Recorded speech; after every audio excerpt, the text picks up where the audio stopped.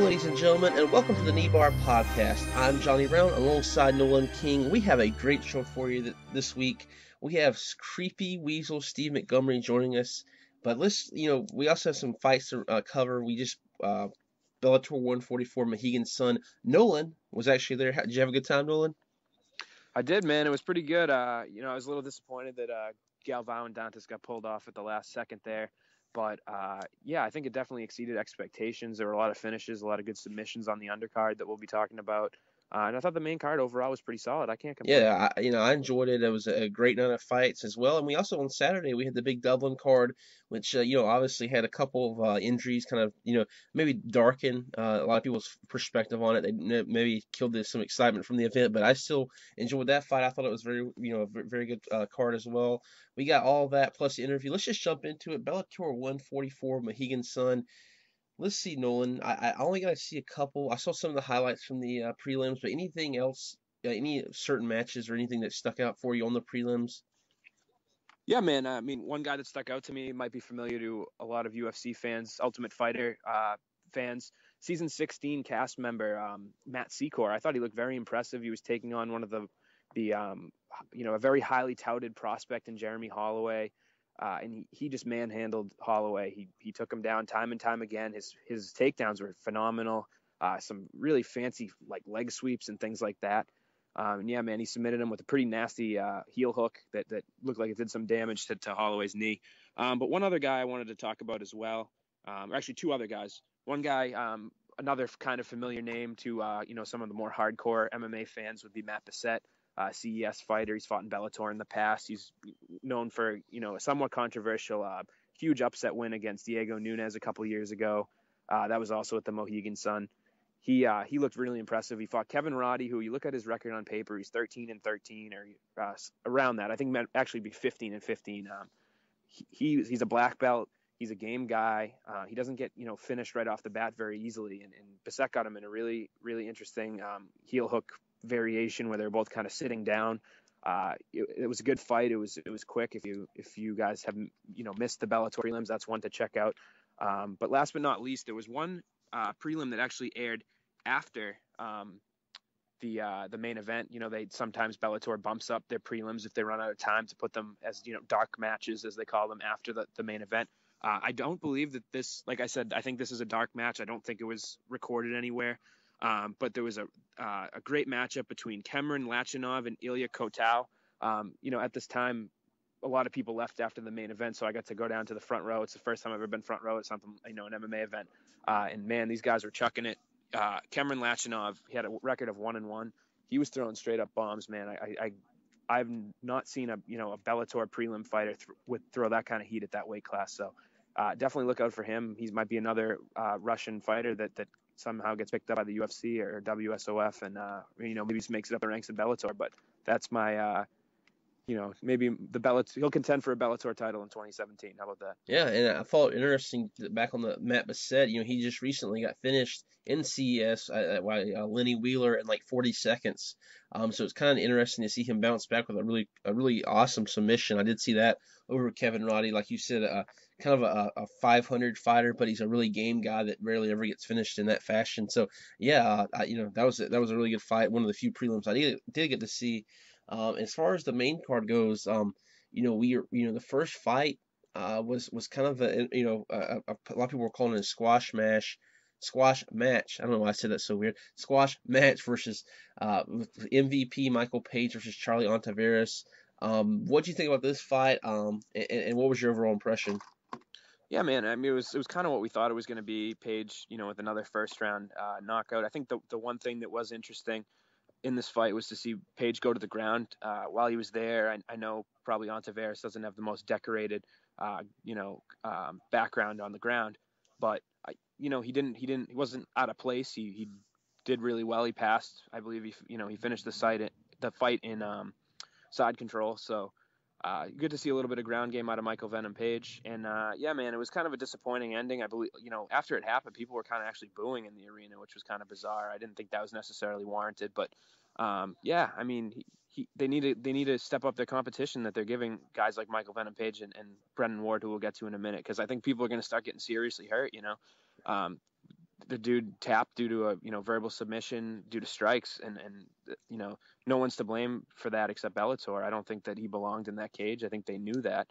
If you can't get opponents for guys that aren't going to get taken off on a stretcher, then don't make the fights. I've been to a number of MMA events in my life. In the last two Bellator cards, I've seen guys get taken out on stretchers, and those are the only two events that I've ever seen that. So, I think their matchmaking needs to start looking after the safety of the fighters. Yeah, on Tavares, they said, at least on the broadcast, they said he had a broken jaw, which is really painful. And yeah, he kind of looked, honestly, he's got, I think he was a 6-3, I think, going in the fight. He's got to obviously have some experience, but yeah, I think he was not necessarily ready for that stage. He's a guy you might kind of brought in the prelims or something, but yeah, he kind of seemed, at least from my vantage point at home, he kind of seemed like he almost froze up. And obviously, a lot of Michael Page's opponents do that with his style. They kind of just become passengers in a way. And I agree with him, man. That was kind of a mismatch, and hopefully we'll see a big step up for MVP because I think he's ready. Obviously, he's finished some guys, recently, so that definitely warrants a big step up. And now there's some names out there. I know we were talking before we went on the air. Is there anybody that sticks out to you? I know we talked about maybe Marius Aramskis. So Romkus would be interesting because he's a striker. You honestly maybe could have put him with a wrestler. The only thing about wrestler is, I mean, obviously we got to see a little bit of Michael Page's groundwork. Like you said, it wasn't maybe against the highest level of competition. I don't know if you throw him a high class wrestler, that might take him down and kind of kill some hype for him. I mean, obviously if they did go that way, you have a guy like Honeycutt, even Clayton McFarland's a pretty good wrestler, has a pretty good wrestling pedigree. I think though, like you said, Zaromkas would be good. Maybe Jesse Juras, who just fought, I think in July maybe. He's a guy that's been around for a long time, and he's a kind of I don't know if you'd say gatekeeper, but he's a guy that's been around for a while. I mean, he has come off a loss. He lost to Ricky Rainey. I still think he's a guy that could be a good test for MVP. And the one that sticks out, is very glaring as well. I don't think they'll do it because it kind of kills two birds with one stone. But Brennan Ward, they got to think about making that fight. I know Coker has kind of talked about his future. We'll get to that once we start talking about his fight. But man, that would be a fight that would be awesome. I think they could put that as a headliner even at Mohegan Sun. Both guys have fought there. Their last three fights, both are the big ticket there. There are a lot of people in my area that know who Michael Venom Page is, who have been to the Mohegan Sun and seen him fight there. So he's a guy that's easily promotable. Mohegan Sun regulars will definitely go and see him fight time and time again. Why not put him against the hometown boy? That, in my opinion, as far as diehard MMA fans go, that would be the best matchup that they could make. Yeah, that'd be really interesting, and yeah, I agree. That'd be a fun fight to watch for sure. As we go in the next fight was kind of a interesting fight. Yamauchi versus Kobayashi, two guys that, Yamauchi obviously has been fighting in Bellator for quite a while, been in the tournaments, still a really young guy. He's a Brazilian, a Japanese Brazilian, I guess is what the technical term for. He grew up in Brazil, and Kobayashi, former King of Pancrase. Kobayashi, at least in my, from my vantage point, I thought looked a little bit outclassed. He was definitely game. He wasn't like totally. He was in the fight at times, but Yamauchi just showed great skill. Man, he's a guy to watch. He's a top prospect in my opinion. Do you agree with me on that? Yeah, to have that much experience at such a young age is a really unique attribute, I think. And yeah, Kobayashi, I think that was not an easy fight for your first fight outside of Asia. It's his first fight on American soil. Coming all the way over here for a big promotion and taking on a guy like that is not easy. I think he really gave it his all. Maybe fans didn't see this at home, but he was also taken out on a stretcher after the fight. He wasn't there for the decision. He made it outside the ring, sat down outside there, and they brought the stretcher over to take him over. So he gave it his all. That wasn't a bad showing from him. It's, again, such a tough opponent. Yamuchi, on the other hand, I thought is in title contention now. He's a guy that, like I said, he's so young, has so much experience. But I also felt like he could have gone for the kill a little bit more there. I know he went for the finish at the end and he got it, but it seemed like he had some real opportunities to really devastate Kobayashi if he wanted to. So I would have liked to see a little bit more urgency from him there, but still a very impressive finish. And you got to go for the win. You can't always go wild and go for the finish. I understand that. Yeah, I think the next fight for Yamauchi, obviously this was supposed to actually happen at this. I don't know if it's actually happened at this event. Maybe I think it was beforehand they were doing this. Yamauchi versus Pat Curran. That makes a lot of sense. I obviously Kern's been a former champion. He's kind of like a guy that he lost to the top guys, but he's still a really top 3 or 4 guy in Bellator featherweight division. I think that's the fight to make. Nolan, do you agree with me, or are you going to go a little bit Yeah, differently? yeah, man. That depending on how long Curran is out for, I know he's injured. He's injured and he's out of the Vengeance card. But maybe the winner of the Justin Lawrence Emmanuel Sanchez fight. If not, that could be a nice #1 contender fight. Yeah, absolutely. Those are really two good options. And then let's jump on to the co-main event. Another guy we talked about earlier being really popular in your area, the Mohegan Sun. He's fought, I think, almost all his fights in Mohegan Sun for into the Bellator organization. Brendan Ward taking on Dennis Olsen. Olsen was as a game guy. He inflicted a lot of damage on Ward.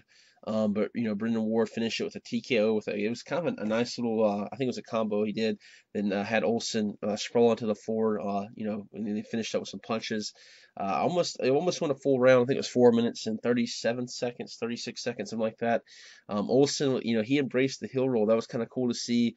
He also got in trouble for it. After the fight, he got. I don't know if you. I'm pretty sure you saw this, Nolan. He got suspended 3 months from the Mohegan Tribe, Athletic Commission.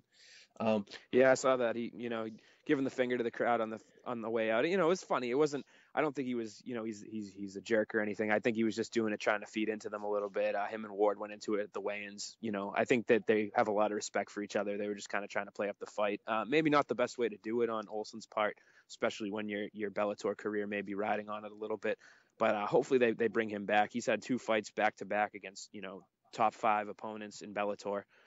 So hopefully they didn't just feed him to the wolves, and now they're washing their hands of him. I'd like to see him back. Maybe take on somebody on the prelims that's a little more of his skill level. Yeah, he had Ward hurt. I mean, not necessarily hurt in the fight. But he had some cuts, and he was making him bleed for sure. So yeah, I'd like to see him Yeah, back. Maybe like he's still in the prelims. He's a guy, even though he's come off 2 losses, that might be. I think it'd be a good fight for Matt Secor. Honestly, I think their styles would be interesting. They both kind of have some similar skill sets, but I think they'd be obviously sometimes you don't want to put a winner versus a loser, but that's just that's a match I thought of off the top of my head. yeah, that's a good one. Like you said, the thing that I think people need to recognize is that Ward did get beat up a little bit in that fight. There were some nice up kicks. There was a couple jabs in there. Even when Ward kind of went in for the finish, Olsen was able to hit him with some counters that. If Olsen was a harder hitter and not, a ground specialist, Ward would be in trouble, in my opinion. I think that's the one thing he's got to work on is he does get hit a lot. We saw it in the Tamden McCrory fight. He didn't really respect his stand-up, and that fight ended very quickly. So hopefully, I think Ward taking these easy fights, kind of similar to how Michael Venom Page is taking these easy fights, it doesn't just it doesn't just cap their ability to showcase how good they are. I think sometimes it retracts their abilities. He's used to fighting these guys that wouldn't react in the same way as a top 5 fighter would. When he gets in there with Douglas Lima, is Douglas Lima gonna is he gonna make the same mistakes Dennis Olsen made? I don't think so. So I think it almost hurts Ward in a way not to be fighting level competition. Do you agree with me? I agree with you. That's kind of put them in maybe even. Obviously, they train hard in the gym.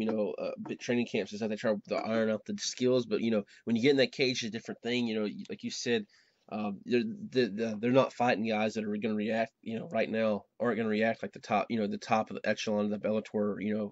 Welterweight division. He's not fighting a guy like Lima or Koreshkov who have all that ironed out. Way ahead of time and aren't making these mistakes. So yeah, I agree with you 100%. And Scott, moving right along, we were talking about Koreshkov and Lima. I'm not really sure what I would do with Ward next. It seems like they don't want to go the MVP route. I know Coker today for MMA Junkie did an interview. I'm not sure if he was on their radio show or not, or if they just did it. They just wrote up an interview, but he said that they're looking at maybe doing, that the fight they're looking at right now would be Brendan Ward against Andrei Koreshkov for the belt.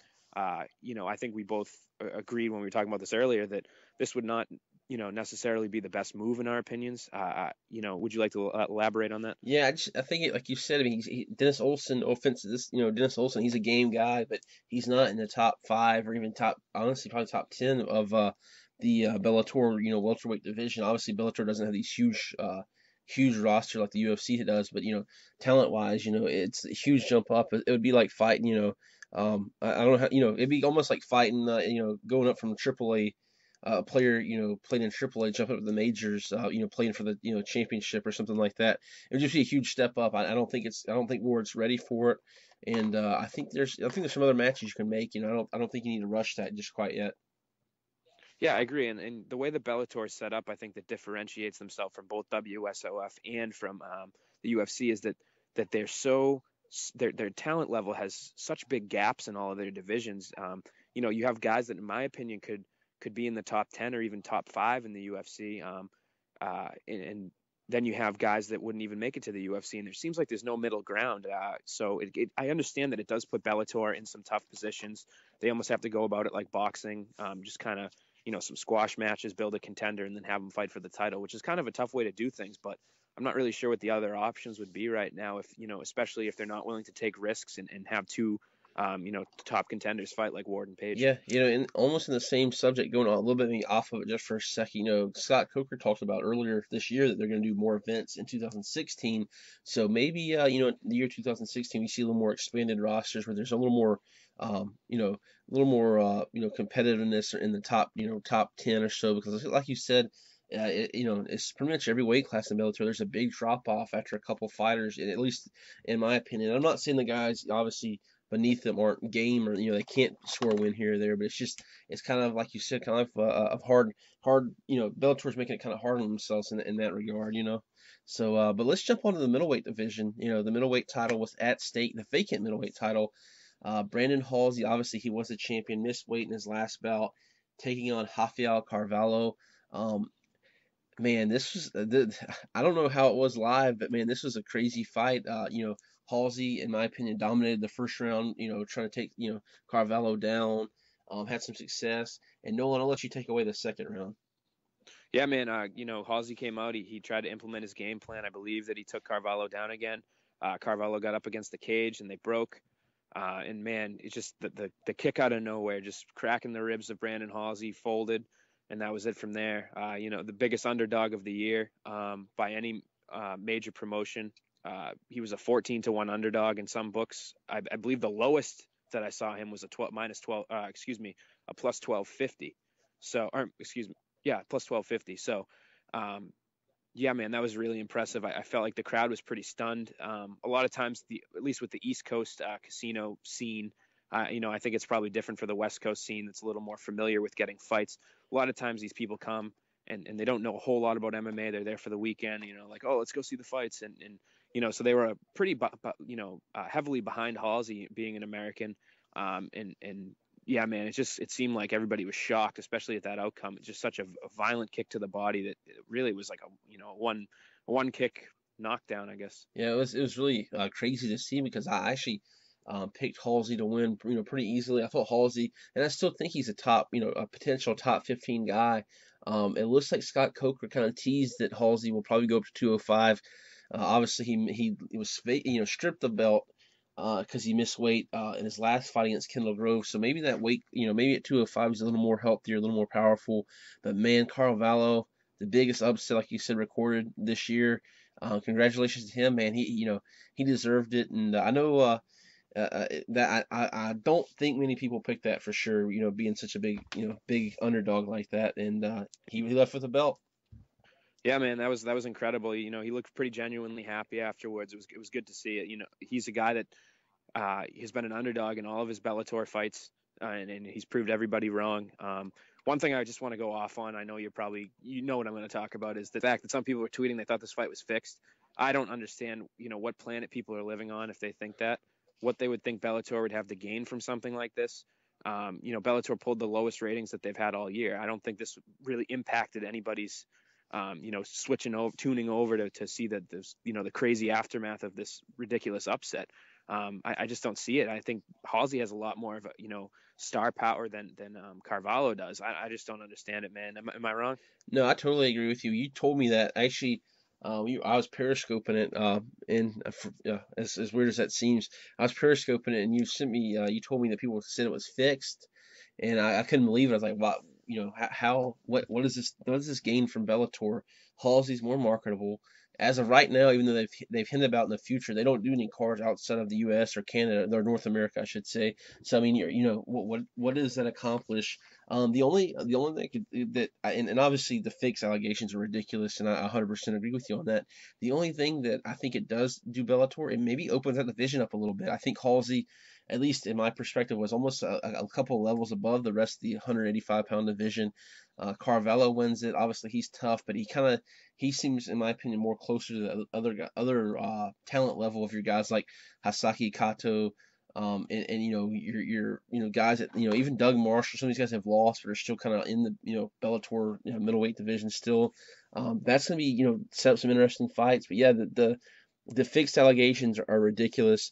But I want to put you on the spot, Nolan. Who do you want to see him fight next? I mean, I think the winner of Hasaki Kato and Melvin Manhoff. If Manhoff wins, maybe we'll have to rethink it, but I think Kato's the way to go. Yeah, Kato, he knocked out Schilling, so they do have that's an opponent that Carvalho fought, so they do have a common opponent, and I think Kato's honestly he's got that, at least in my opinion, with that big knockout. Obviously, if it was a boring fight, maybe I wouldn't think this, but he kind of, in my opinion, has maybe some star power. He's a guy that he's he's Japanese, but he speaks. I think he was raised or he's half French, half Japanese, but he's got an interesting personality. He's a guy I could see a lot of guys getting behind, being a kind of a interesting character. Him versus Carvello would be really fun, I think, as well. So I agree with you on that one. Let's Yeah, and I think one more thing I just want to touch on is the fact that Kato and Carvalho winning, while it seems like it is kind of a big blow to Bellator to have some of their bigger names get knocked off, I think it does help a little bit in the long run in terms of having more names out there. If Schilling had just blown through Kato, or if Halsey had just blown through Carvalho, it would be one less fighter that people would that a mass amount of people would know who they are and that Bellator could promote. Guys like Schilling, guys like Halsey, they're always going to be promotable, even if they have a loss. If they come off 2 straight losses, there's only a certain amount of guys that Bellator, can grab from the free agency market that have name recognition. They got to get some guys coming up through their own system that look pretty elite as well. And I think that's what we're seeing with Kato and Carvalho.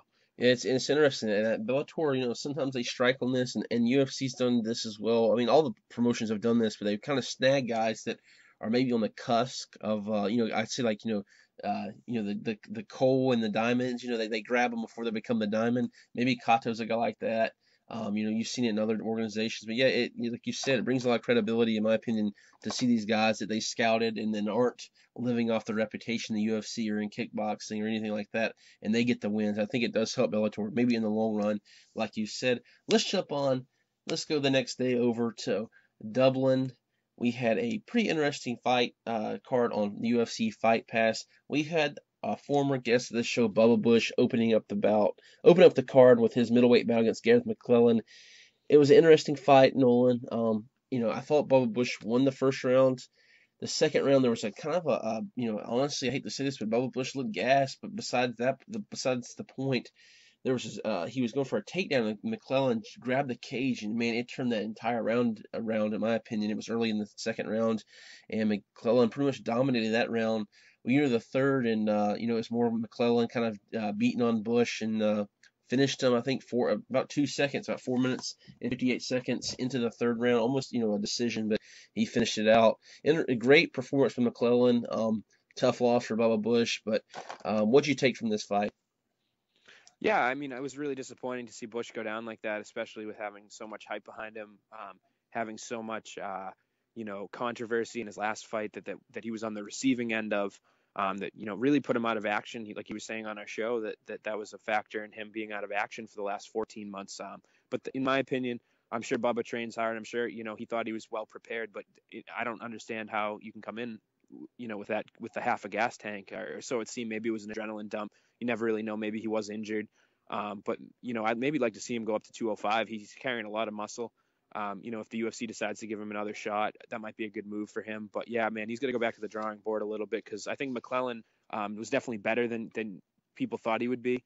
The cage grab definitely did have an impact on it, but Bush's gas tank was going downhill, from the start of the second round. So it wouldn't have shocked me if that fight went that way anyways. And to get finished in the third there, it was disappointing, I think, and Bush has got to go back to the drawing board. Yeah, absolutely. And then our next bout was a featherweight contest. Robert Whiteford from Scotland taking on Darren Elkins, the American Grinder.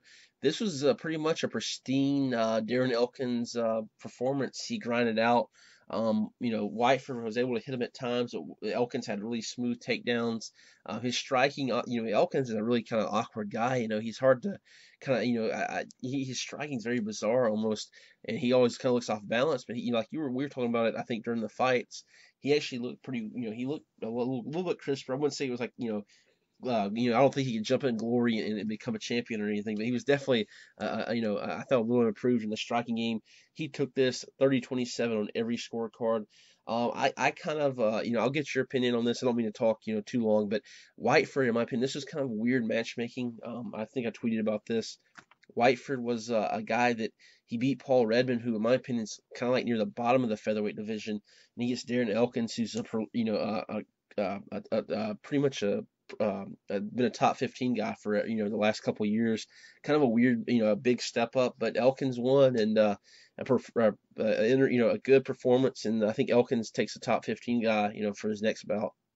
Yeah, I hope so. Because Elkins' wrestling is so, it's fun to watch, and there's not many wrestlers necessarily that you can say that about. I think he did go to Team Alpha Male to train a little bit for this fight. I think that showed off. His striking was, vastly improved.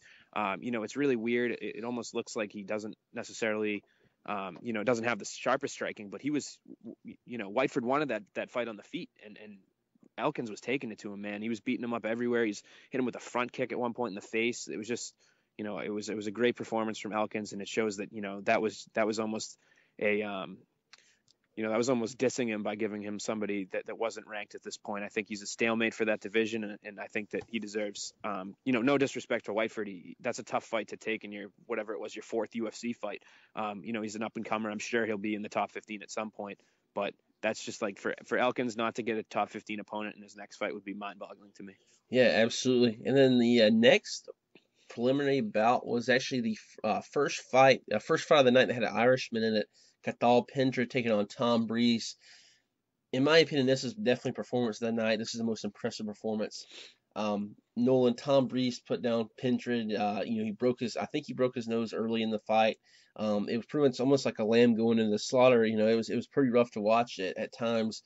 Breeze finished him with some ground and pound there at 4 minutes and 37 seconds of the first round. Tom Breeze, I think this guy could fight top 15 next. He's that good. I don't know if UFC's going to rush him that quick, but man, that was a great performance. That was incredible. The TriStar always had a really good base in Canada. They had guys like GSP and Carmont and Yves Jabouet and McDessie, but now they're starting to get this new blood in, man. And Joseph Duffy, Breeze is a guy that can take on. In my opinion, I think he could take on a top 15 in his next fight. I think I'd give him somebody a little bit before that at this point. But man, that was brutal. That the combo with the two left hands back to back, was incredible. I think Pendra is sometimes too tough for his own good, man. He wasn't even out from that. He was more hurt. His nose was exploded all over his face. But that was incredible by Breeze. Nobody's been able to finish Pendra. People can say what they want about him. John Howard just took him on, and John's a really skilled veteran who's been around for a long time. He just signed another 5-fight contract with the UFC or 4-fight contract. And Breeze just completely dominated Pendra in a way that John Howard couldn't. So I think Breeze is on the up and up, and I cannot wait to see who he gets. Probably will be on the England card at the beginning of next year. Yeah, I was thinking, there's a lot of good matchups for him out there. Maybe I'll like to see him fight like a Sean Spencer, a guy that, I think beat Pendra at the Boston card last year. A guy, I think that'd be an interesting matchup. There's a couple of different, got some big names out there that he could possibly fight. Let's just jump on to the next fight as well. This one, middleweight bout, Scott Askham versus Krzysztof Jotko.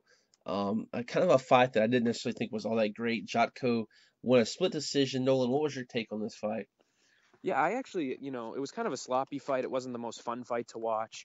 I thought Jotko overall was like more composed, but I think Askham, just kind of squeaked it out, kind of a workman's effort. That's how I ruled it. I had a 29-28 for Askham, him taking the second and third rounds. But yeah, man, it was kind of uneventful, and Askham's, should, in my opinion, could have gone for it a little more. Another gas tank issue, I think, a little bit. But yeah, Jotko moves to I believe he's 3-1 now in the UFC, or 3-0. So it'll be interesting to see who they give him next. And hope, I don't think they're going to cut Askham. So yeah, it wasn't the most exciting fight, but I think, hey, the best, let's move yeah, forward. the best part of the fight was him breakdancing after the fight. If you can YouTube Yeah, that, how weird was yeah, that? That was pretty yeah, cool. he said he wants to breakdance, have a contest against Sage Northcutt. I say do it at UFC Fin Expo next year. Everybody wins Yeah. in that one. Our next bout, Aisling Daly, another Irish fighter versus Eric Almeida. This fight was another fight that I didn't think was all that great. It had its moments, had some fun moments, but Daly, it was very cool that she came out to the Zombie by Cranberries, the song, and the fans were singing word by word. It was really something I'd never really seen before in mixed martial arts. And she took, she won the fight, unanimous decision. I think she took like a 30-27 and two 29-28 or one, two. I think she lost one round on two judges' scorecards. Either way, a pretty dominating fight. She like I said, it had its moments, but not honestly too much to talk about. Nolan, did you like that when she came out to the Cranberries song and they're all singing? I thought that was amazing. That was probably Yeah, man, that was really cool. And I think the one, what really got me to really appreciate that was the fan film video that's going around on Twitter. I don't know if anybody's seen it. I believe Bloody Elbow was the first one to post it. But a fan filmed it from like the backside of the stadium, and people are just singing the thing word for word so loud. Really cool. As far as the performance goes, Daly did what I thought she would do against, an opponent that was lesser than her in Almeida, who's kind of more unknown to UFC fans because she took her last fight on such short notice. Wasn't really sure what to expect out of her. But yeah, man, I think that not too much to talk about. I think it kind of went the way everybody thought it would. I think both fighters need a little bit of work still, a little bit of connecting loose ends, and I think that Daly, that's a cool moment for Daly. Yeah, absolutely for sure. And then our headlining prelim fight was one that I know this is kind of a trend we've been talking about. Wasn't the best fight either. Stevie Ray versus Michael Lebeau, I think is how they say it. He's from France. Stevie Ray was this guy that a lot of people were talking about, and obviously he did win the fight, unanimous decision across the board. But it wasn't that I guess that performance that a lot of people wanted to see from Stevie Ray. Obviously a win's a win, and in the UFC a win's everything. He moves to 3-0. But Nolan, I'm not alone on this, am I? I mean, what do you think of that fight? Nah, man, Stevie Ray was a guy that was one of my top prospects to watch. I was really high on the guy. And I was kind of, he got the win, but I think he kind of laid an egg. I think, he was probably a little disappointed with himself after that too. Labout, was better than I thought he was going to be to a certain extent, but I also think Ray didn't really have that same presence that he did in his last couple fights. And, yeah, man, I think he still needs some work, and it will be a good learning experience. Yeah, he won, like we said, unanimous decision. But again, not much to talk about. Let's jump on to the main card. Neil Seery, John De Los Reyes, a fight that I know me and you were talking about. We thought it might be fight of the night. It was a good fight.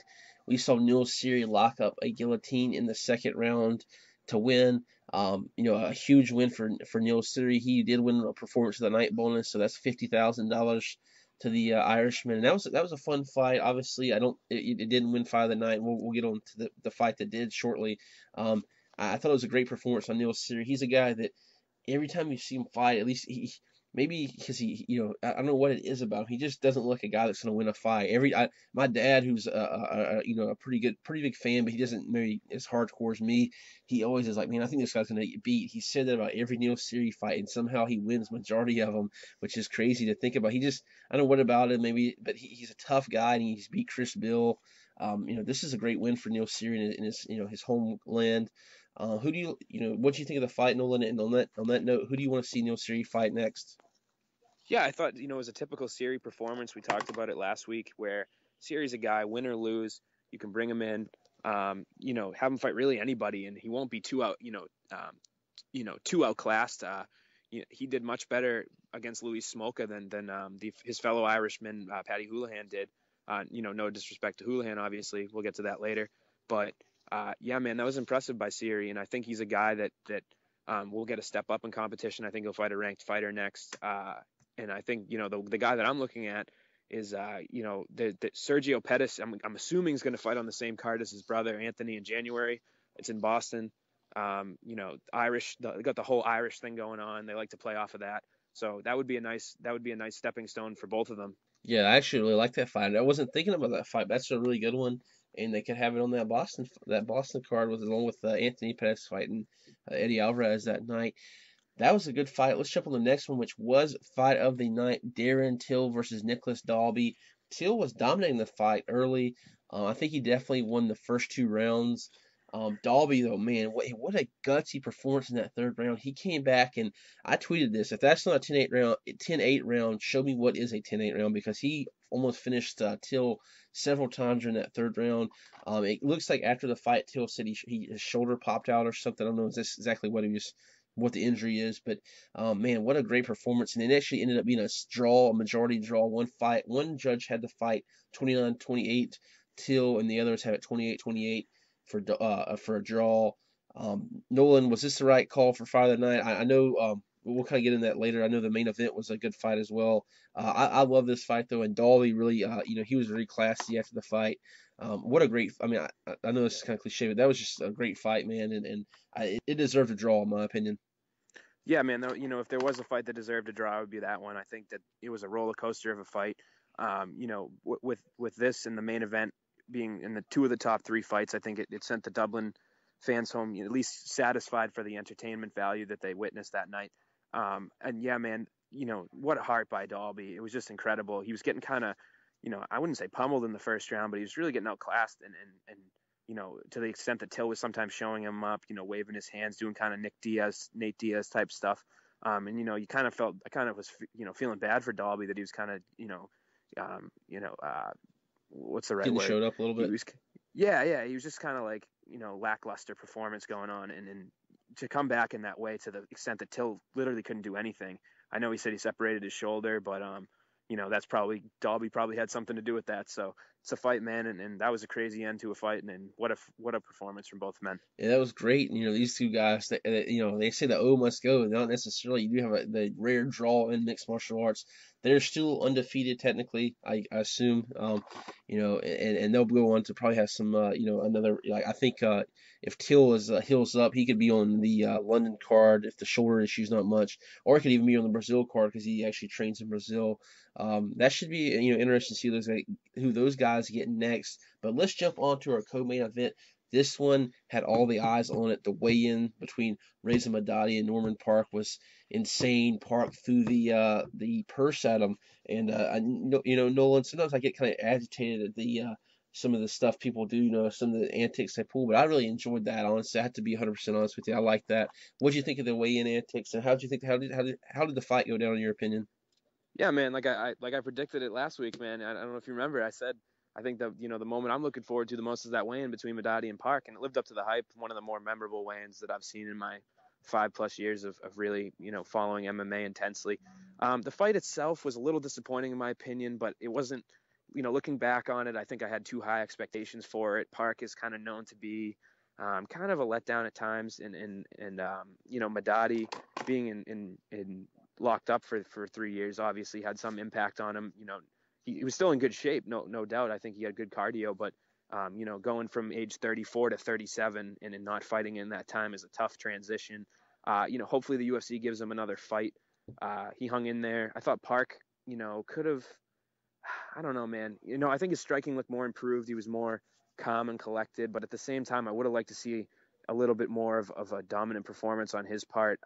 Fighting a guy that's 37 years old and's been in prison for 3 years. I was a little disappointed in his performance, but at the same time, he's back on the win column, and there's some good matchups out there for him next. Yeah, and Poirier was pulled off that fight last week, on real short notice, and they actually offered Norman Park to him, and they've been kind of trash talking on Twitter. So maybe that's a fight. I think Poirier probably wants a bigger opponent, but man, Poirier is a scrapper, so maybe we'll see that fight. Park versus Poirier could be coming to you in the near future. Let's jump on to the main event of the evening, a flyweight bout, 3 rounds due to the crazy circumstances of being bumped up. Paddy Houlihan, the hometown favorite, the crowd was all behind him, taking on Louis Smolka. Man, this was a fun fight. I honestly thought this might be fight of the night. I liked it a little more than Dalby versus Till, but man, that first round was full of just these crazy submission attempts. Nolan, how did you see that first round? I mean, it was just crazy, man. Yeah, it was wild, and like I said a minute ago, that Dalby Till fight was awesome, but I would have given this the fight of the night as well. I thought, it's very rare to see a a fight with two, such exciting transitions on the ground, consistent guys, one guy getting the advantage and almost choking out his opponent, and then the other guy turning it right around and getting locking on an arm bar, and then it switches to a triangle. Oh, it's just awesome. I can't remember, this is when the flyweight division got put into the UFC, and we saw the Demetrius versus McCall fight, the first one. It was phenomenal. And I think this is what people kind of expected from the flyweight division. And I think it's kind of a beam of hope to people that think this division, might implode at some point. I think that now it's starting to get, people are talking about this division again towards the, 10 to 15 rankings. I think there's some guys coming up. There's Sergio Pettis, there's Ray Borg, there's Justin Scoggins, there's Luis Smolka. Houlihan at some point, I'm sure he'll be back, and I'm sure he'll get better. But yeah, I was really, really impressed by that fight from both guys. Yeah, it was great. And then, the second round we had, obviously Luis Smolka won with a rear naked choke. It was a pretty, he said, back and forth fight. I think Smolka just kind of overwhelmed him there at the end, and both guys just showed, a lot of great resilience. And Smolka is a guy, we tweeted about it, is a great prospect, but he also is very calm and collective. He was in trouble a couple times, just like he was in the Neil Seery fight back in July, but he kept calm and he got himself out of the situations. And he's a guy to watch. He's a young guy, and I give him 2 or 3 years, and he may be in that top, echelon of flyweights for sure. Yeah, it's crazy. He reminds me a lot of Tony Ferguson in that he puts himself in vulnerable positions. He throws himself right in there, right to, sticks his head right in there, doesn't even care that Houlihan might grab his neck, and he does that to advance his position and try to get take a risk to get a big reward. And it's phenomenal when guys are so willing and able to do that, like Tony Ferguson, like Luis Smolka. So yeah, man, I'm excited to see where he goes next. I saw he broke the rankings, that came out this week. So good for him. Good to see some young blood coming up, and what an impressive performance to go into enemy territory and do something like that. Yeah, absolutely, man. And that's pretty much wrapped up the UFC Fight Night in Dublin. Now, let me welcome in this week's guest here on the Kneebar MMA podcast. It's UFC middleweight and former Tough 21 cast member, the Creepy Weasel Steve Montgomery. Steve will be taking on Daniel Kelly at UFC 193, November 15th. Steve, thanks so much for joining us today. It's good to be here. Thanks for having me. Even with I'm the going to ask. technical difficulties. Yeah, we had a little technical difficulties. I think it's all sorted out. I'll just ask a question. You probably get this a lot. I think you have one of the best nicknames, most unique nickname in MMA. How did you get the Creepy Weasel nickname? Yeah, people that have listened to my interviews before are probably gonna hear the old same hackneyed answer, but it's the only answer to give. I was just really skinny, and when I started training in South Carolina, I was really skinny, and I trained with a lot of big, heavy rednecks, grown men. And I got really good at squeezing out of tight spots, chokes and things like that. And they just always started calling me the Weasel. They were like, "You're a skinny little weasel. You can squeeze out of stuff, this and that." So that name stuck. I didn't like it, but when people call you, when people call you a nickname, you can't deny it. You can't make up your own nickname. So they kept calling me the Weasel. And then when I moved down to Florida, they noticed that when I get anxious before fights, I would have a little face tick, and they thought it was creepy. So they were like, "Dude, you're going to creep your opponents out, and they're going to stop showing up to the fight, or they're going to start, dipping out the back door." So they started calling me Creepy. So I told them what my nickname was from South Carolina, and they just started calling me the Creepy Weasel. And I hated it at first a lot, but it stuck, and people kept calling it. And for whatever reason, I still think it's stupid. I can think of 10 way cooler nicknames that I would really like to have, but everyone calls me that, and everyone seems to like it. So, I think they say in business, it's not about what you want. It's about what the consumer wants. So no matter what it is with the product, you make it according to the consumer, and all the consumers like the Creepy Weasel. So I'm not going to argue with it. That's awesome, man. Good on you to embrace it. I think it's one of the best as well. Let's talk about your time on The Ultimate Fighter.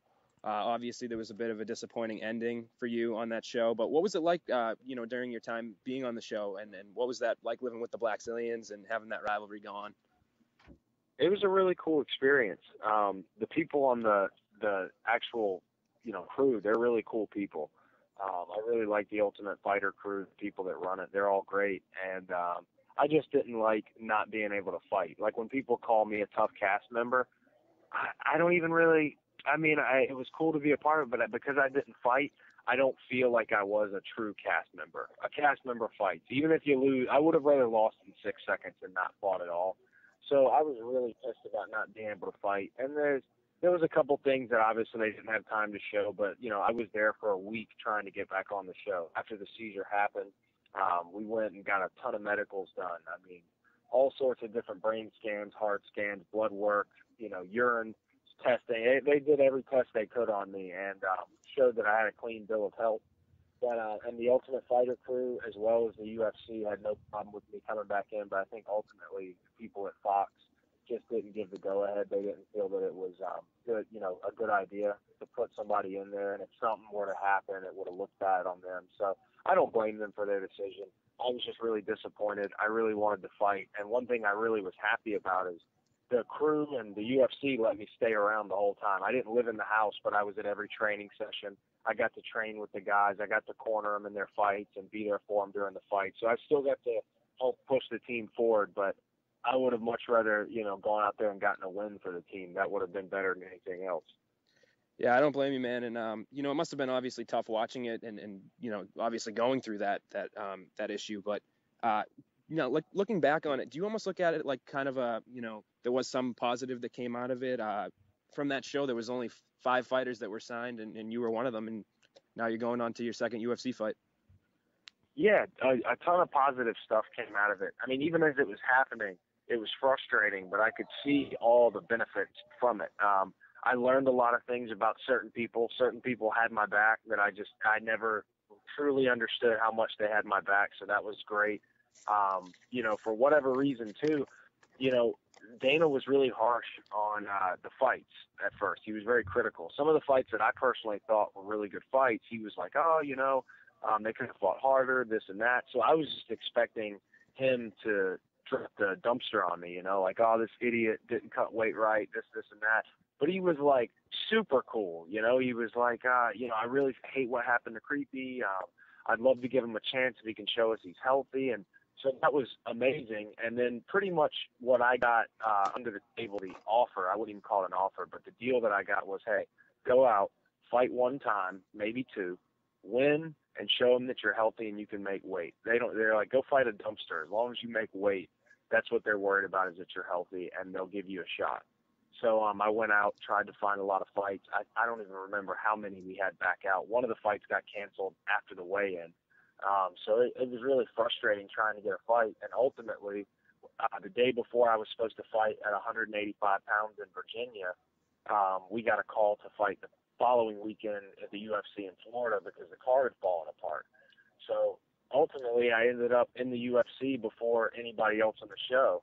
And I'm really pissed about losing that fight because obviously that was a really good opportunity, and then I lost that fight. Somehow this year, I don't know how, and it's not going to be my plan going forward, but I have lost my way into a bigger opportunity each time. First it was the Ultimate Fighter. I botched that with a bad weight cut, and then I got into the UFC somehow off of that, and then lost that fight badly, and somehow got on a bigger card on a bigger show. I don't know how it keeps happening like that, but I'm counting my lucky stars and just trying to take advantage of it.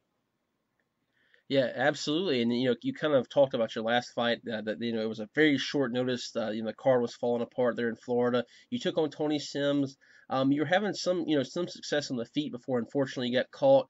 And I'm going to ask you kind of the same question. Any positives from that first fight? I know it was a loss, but is anything you look for, positive out of that? Oh yeah. I mean, where there's crap or negativity, there's always positivity to go right along with it. So you can choose what you want to take. I learned a lot. I mean, either way in that fight, I knew for a fact that after I won that fight, that was my plan, obviously, was to win, that I was going to go up to 185 pounds for just certain reasons, whether it be to be healthy. There are a lot of reasons, being healthier, being happier while I'm training, and all the other reasons that come behind not cutting a lot of weight. But that was one of the things I took away, is let's go up a weight class. And 2, just the technical aspects.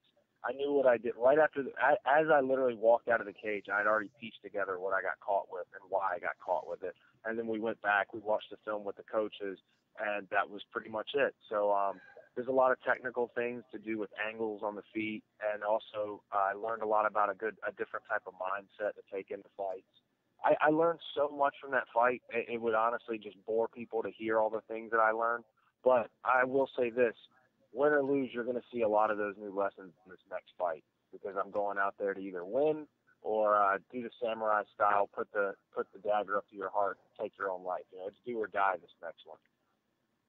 Yeah, absolutely. And that's going to be up here coming in November here at UFC 193. You'll take on an Australian judoka, Daniel Kelly.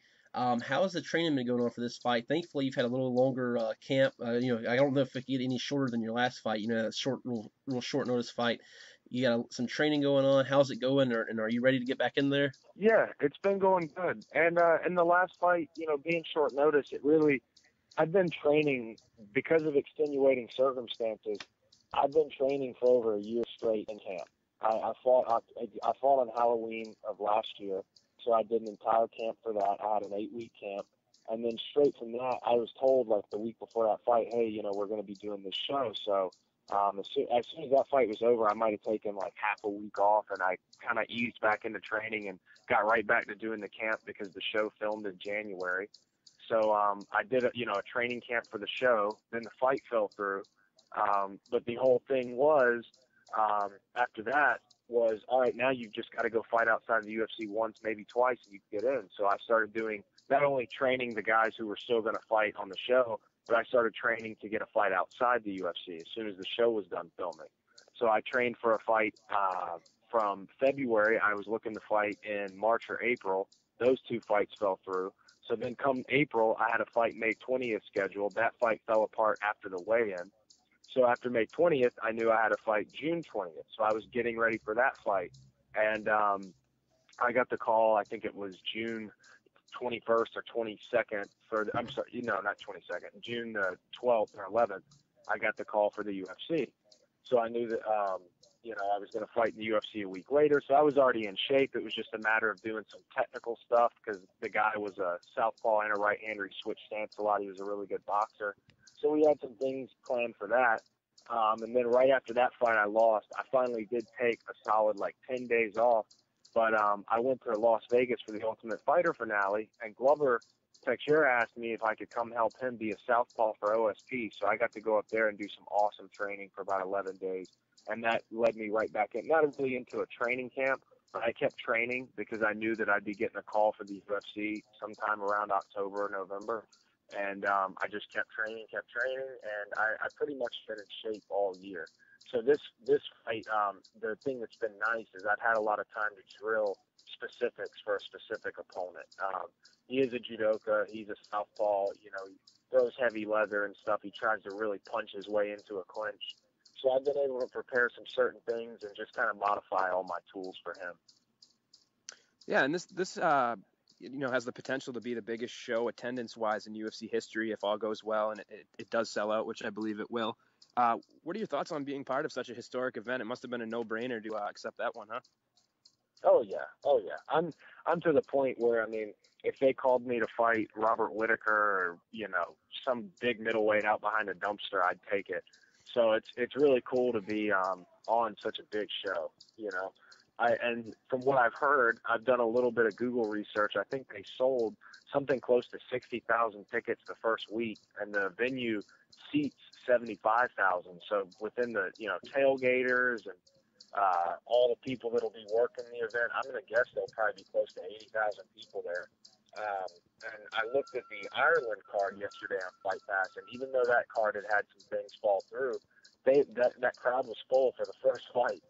So these Europeans and these international cards, they always fill up quick because these people they're passionate about it. They really like it. And I've heard good things about the Australian fans. So I'm sure the event will be packed by the time I get there. And I don't know. I'm not really thinking about the crowd. I'm just thinking about the job. I'm really, really ready to just get in the cage, get past all the walking out.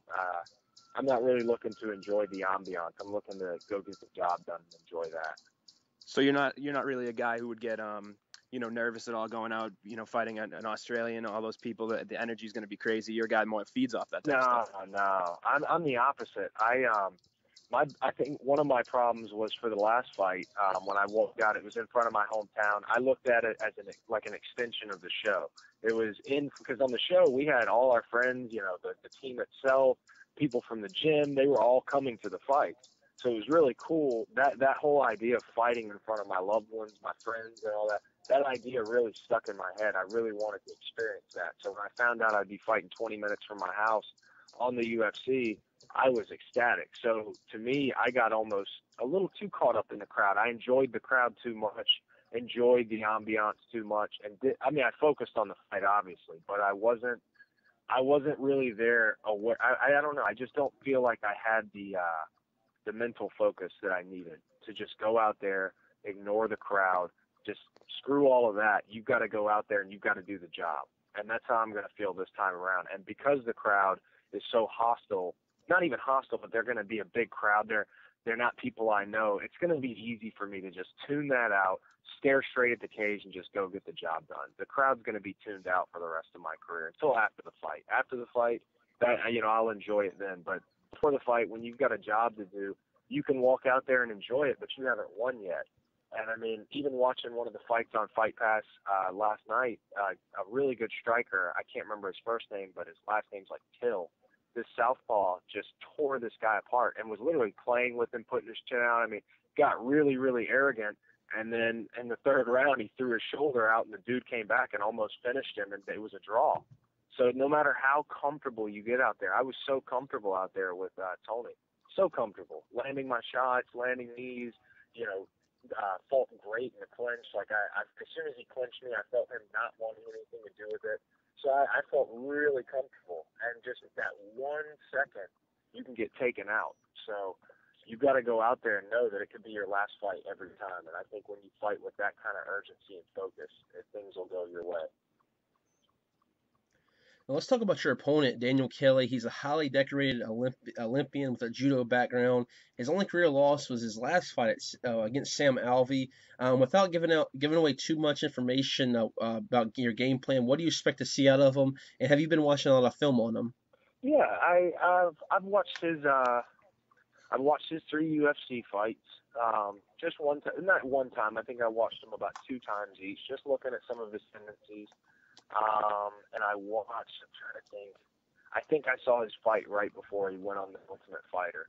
But, overall, it's just to be better. I adjust my weapons for him, but I know when I go out there and just sit down on my punches and relax, bad things happen for my opponents. I took a fight last year at 85 on really short notice. It was like 2 weeks for Titan against a guy who was coming down from 205. So I had no weight cut. And having no weight cut, I just felt really strong. I felt really natural in that fight. And when I landed my punches, I put him on Wobble Street, and he was a really good striker. So, I mean, I know when I go out there and just relax and sit on my punches, he's the one who's got to deal with stuff. He's the one who's going to have to adjust his game plan. And when he does adjust his game plan, I'll adjust a little bit more, and I'll be a step ahead. My plan is just to go out there and be a step ahead all the time. Yeah, and it used to be, about you kind of touched on this earlier about fighting, do or die kind of. It used to be a lot of people got 3 shots in the UFC before they were cut. Lately, there's been a lot of cuts, guys going 0-2 or even 1-2.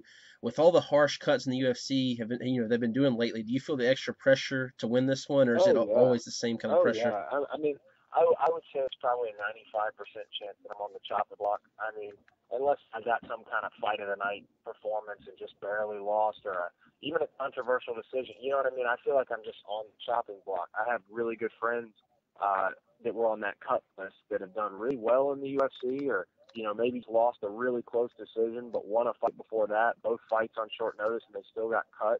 And I don't blame the UFC at all for that. I think it's just the simple fact that their roster's full, and the standards getting set a little bit higher now because the roster is full, and you just got to go out there and really show them, like, hey man, like, I'm here to put butts in seats, make eyes get really wide, and I'm here to make the crowd go ooh and ah, So I mean, and that's one thing I've never had an issue with. I've never had a boring fight my entire MMA career.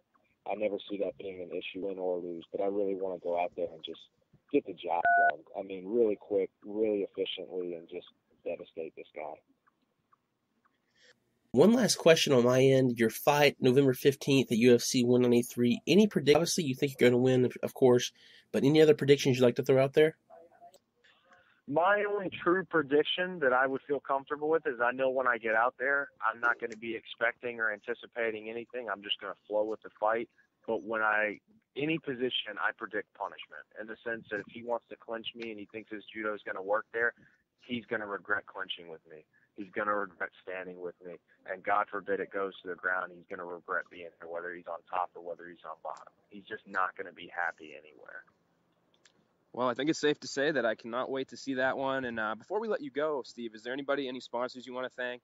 Maybe let the fans know where they can find you on social media. The floor is yours. Sure, yeah, man. Well, thank you guys for having me on the show and dealing with my crappy phone today. And then thank you for everybody at American Top Team, everyone back in South Carolina that supports me. I got so many people that do so many nice things for me. So anybody who helps me in any way, shape, or form, Gardner Life especially, Fresh Meal Plan, Bob Shever Wellness Center, and I'm probably missing another 15, but thank you to all those guys. And social media is just, I think Twitter is Weasel Steve, and the Instagram and the Facebook are the Creepy Weasel. All right, well, there he is, the one and only Creepy Weasel, Steve Montgomery. Steve will be taking on Daniel Kelly in a matchup which will air live on Fox Sports 1 as part of UFC 193, Rousey versus Holm. Thanks again, Steve, for coming on, and safe travel. You guys have a great day. Thank you. And that was our guest for the week, man. What a great interview. Stephen Creepy Weasel Montgomery fighting at UFC 193. Man, that was a great interview, Nolan. But you know what? Let's move on to our news for this week. You got a lot of news for us, Nolan, don't you? Yeah, a lot of things to discuss. Some nice fight announcements. January starting to build up. But we also had, for December, we had a couple of announcements, injury announcements. The biggest one that sticks out to me, Paige Van Zandt has a new opponent. Joanne Calderwood was injured. Apparently, it's rumored to be a knee injury, so hopefully she's not out for too long. But her replacement, I actually like this fight a lot better. It's Rose Namajunas, which I think is a phenomenal fight. I think it's a lot better of a fight than originally was scheduled. Really nice for Fight Pass. It's making that week even more fun. It's definitely a step up for Paige. This is a pretty legit test at this point, and I'm a little surprised the UFC did this almost because it seems like they're cutting off. They're going to lose a contender here. Yeah, I think it's a much better fight. Rose Namajunas is tough. Her record's not, super impressive. I think she's 3-2, but she's definitely, after that last performance, I definitely think she is. And the discussion has been that one of the next title contenders. That's a tough fight for Paige Van Zandt. I mean, don't get me wrong. Paige Van Zandt's no easy task. She's beat some tough girls along the way. But yeah, I agree. This is a much better fight, and man, that to me that makes that event a little bit better. Looking especially on Fight Pass. Yeah, man, and a little less of a big deal, but there was one more injury. Lyman Good, who made his UFC debut this summer, defeating Andrew Craig, was scheduled to have his second UFC bout on this fight night card in Las Vegas on December 10th. He was injured. He was supposed to fight Amari Akhmedov, the promotion found a replacement, Sergio Moraes. This is kind of an interesting fight as well. I don't think it's as aesthetically pleasing to MMA fans as the Good versus Akhmedov matchup would be. But Moraes is still a pretty game guy, and I think it will be a good test. I believe that they're both I know they both have 3 wins. I think they might each have a loss as well. Don't quote me on that, but I think it's a pretty solid matchup, a good replacement. Yeah, Moraes, he's a solid guy, good jiu-jitsu guy. I agree. I kind of was disappointed. I'm a big Lyman Good fan. I believe he's a guy that's I'm not going to say he's going to jump in and be a contender right away, but I think he's a guy that is going to be one of those solid, 10 to 15 guys somewhere down the road. I was kind of disappointed to see that he's out, but yeah, you're right, man. This isn't a bad fight either. I don't necessarily know. This might be a coin flip for me as far as who I think's going to win, but yeah, I agree with you. This is a really good fight. Yeah, some real contrasting styles in that one. And then moving on to the first event of next year, which is headlined by Carlos Condit and Robbie Lawler. The tickets went on sale this week, so they started to announce more fights. And I think the lineup is honestly pretty solid. There's a lot of rescheduled bouts and a lot of rescheduled fighters. So it's pretty interesting. They moved Sheldon Westcott and Edgar Garcia was moved off the UFC Fight Night 80 finale to the show with the addition of Sage Northcutt being added to UFC Fight Night 80. But, the rest of the card filled up really nicely. They have some solid main card fights. The co-main event was announced when the tickets went on sale. Andrei Arlovsky will be taking on Stipe Miocic. kind of a weird situation here. A real focal point in the discussion in the MMA world this week was how Ben Rothwell was scheduled to fight Stipe Miocic this past Saturday, and before that fight even happened, Miocic pulled out, but before that fight even happened, Miocic already had another opponent, Andrei Arlovsky, and it kind of left Rothwell in the out to dry a little bit. And what do you think of that fight? Are you excited for it? And what do you think of the Rothwell situation? I think Rothwell personally got screwed. I don't know. Maybe they're gonna give him something really big down the road, but Miocic pulls out of the fight before the weekend even rolls around when they're supposed to fight. Like you said, then the match was made. I favor Miocic over Arlovsky, but I think Rothwell. To the point, I think Rothwell kind of got screwed.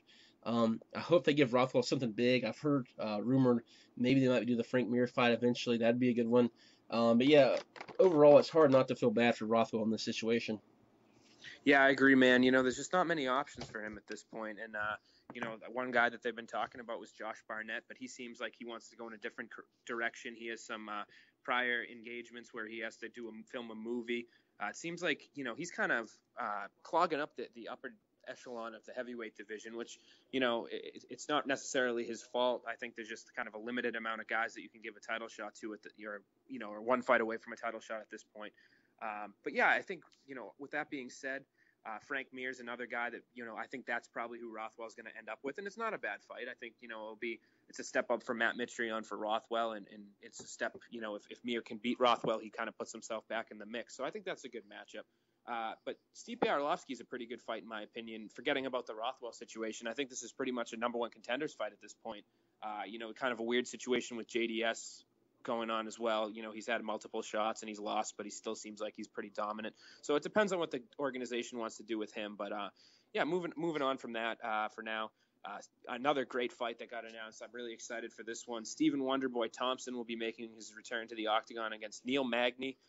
It's kind of an interesting fight for both of them. I think that Thompson looked vastly improved in his last fight against Jake Ellenberger. His wrestling was really showing. And Magny's a guy that is tough. He has a ton of wins in the UFC.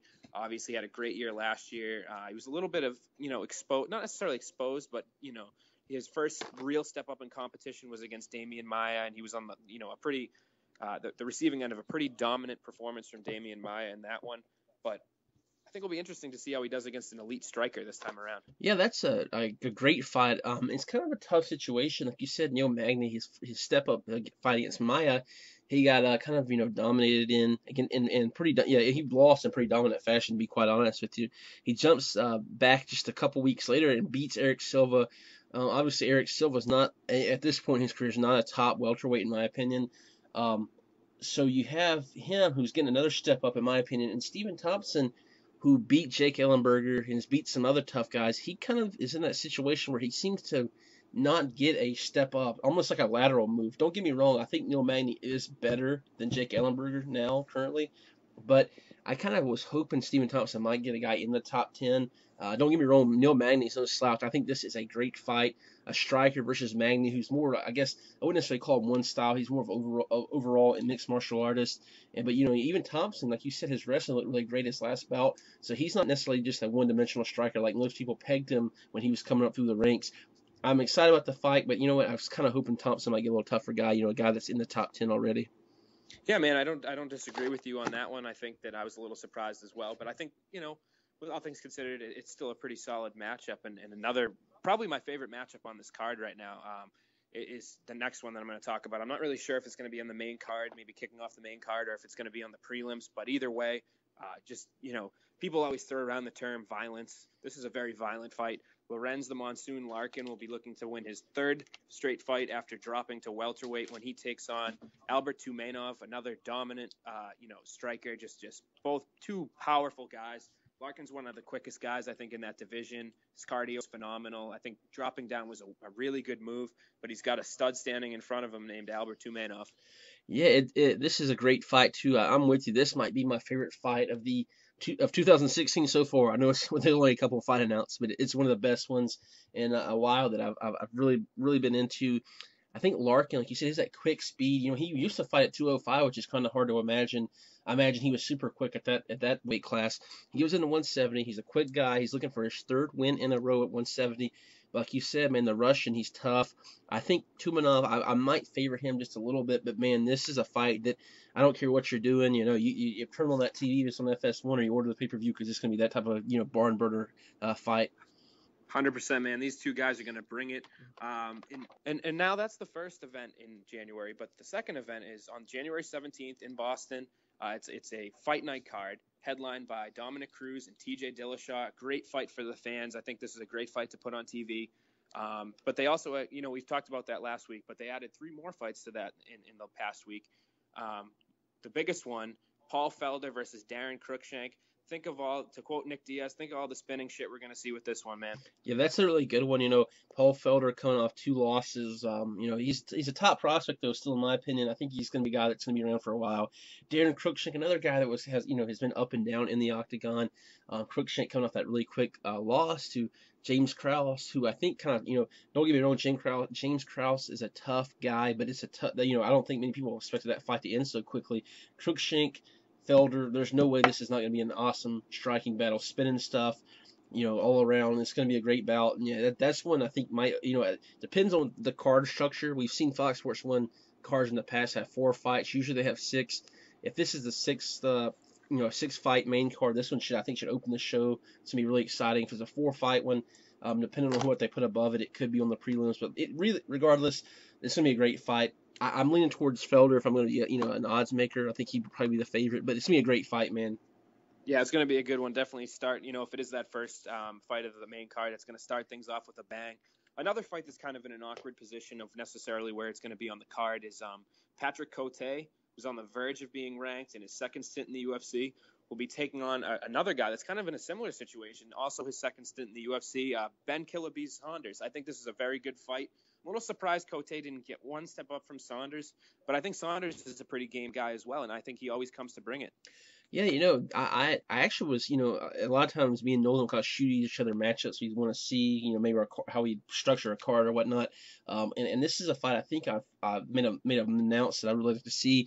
Cote, you could argue probably deserves someone a little higher ranked, but Saunders, like you said, is a game guy. He's a guy that, when he first got cut back, man, it might have been 2010 or maybe even before that. If you look at the guys he lost to, they were all pretty top-notch guys. I think he lost to John Fitch and a couple other tough guys. So I was glad to see him back in the octagon. He's he's a game guy. I mean, I think this definitely has Fight of the Night written all over it. Yeah, man, I think the matchups for this card are looking really good as far as excitement goes. And one more matchup. It's probably going to be lower down on the prelims. Not the fight that every MMA fan is buzzing about. Francis Barbarossa, he's 2-1 in the UFC, an up-and-coming light heavyweight. Will be taking on Abdul Karim Edilov, a new Russian fighter who I didn't know much about, but I did some research on him, man, and he looks like he's going to be the next big thing. He's won his last 10 fights by finish in the first round. He's a guy that, he's interestingly enough, the president of Chechnya is Abdul Karim Edilov's first cousin, so that's kind of an interesting little tidbit there as well. This is a tough matchup against Barroso coming in your first UFC fight, but if he can continue the streak of destruction, man, maybe they have a new contender. Yeah, that's the heavier weight classes for sure always need new contenders. It's kind of a lot of those classes kind of especially not even in the UFC, just around the entire sport, kind of always tend to be like an older weight class. So if we can get some new blood in there and he has a successful successful run, especially starting off with that fight in Boston, like you said, we could be the next contender here coming. He only needs a couple fights in those weight classes for sure. That's for sure, man. The Russian influx continues. And that's it for fight announcements for this week. But there were some news and some other topics that we can talk about. The biggest news to me, I think, this week is that John Jones has been reinstated by the UFC. They did their investigation, and they're going to go along with the Albuquerque, the settlement that John Jones reached in Albuquerque.